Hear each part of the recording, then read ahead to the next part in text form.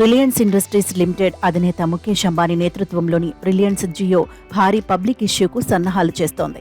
వచ్చే ఏడాది మార్కెట్కు వచ్చే ఈ ఈపీఓ సైజు ఎంత లేదన్నా 55,500 కోట్ల వరకు ఉంటుందని మార్కెట్ వర్గాల అంచనా.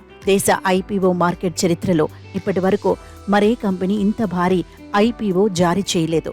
2022లో మార్కెట్కు వచ్చిన 21,000 కోట్ల ఎల్ఐసి పబ్లిక్ ఇష్యూనే ఇప్పటి వరకు మన దేశ ఐపీఓ చరిత్రలో అతిపెద్ద ఐపీఓ. రిలయన్స్ జియో ఐపీఓ గురించి వచ్చే నెలలో జరిగే రిలయన్స్ ఇండస్ట్రీస్ అసాధారణ వార్షిక సర్వసభ్య సమావేశంలో ఒక ప్రకటన చేసే అవకాశం ఉందని భావిస్తున్నారు.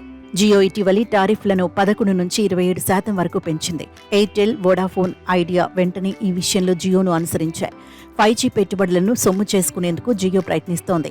వీటికి తోడు జియో వచ్చే ఏడాది ప్రారంభంలో మరోసారి టారిఫ్లు పెంచుతుందని అంచనా.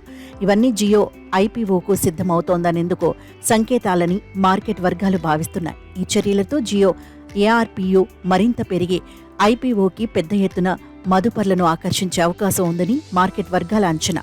జెఫ్రీస్ సంస్థ అంచనాల ప్రకారం ప్రస్తుతం రిలయన్స్ జియో విలువ $13,300 కోట్ల.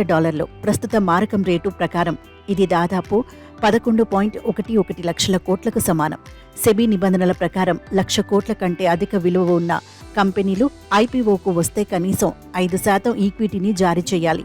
11.11 లక్షల కోట్ల వాల్యుయేషన్ని ప్రాతిపదికగా తీసుకుంటే జియో తన ఈక్విటీలో 5% పబ్లిక్ ఇష్యూ ద్వారా జారీ చేయాల్సి ఉంటుంది. ప్రస్తుత వాల్యుయేషన్ ప్రకారం అప్పుడు జియో ఐపీఓ విలువ 55,500 కోట్ల వరకు ఉంటుందని మార్కెట్ వర్గాల అంచనా.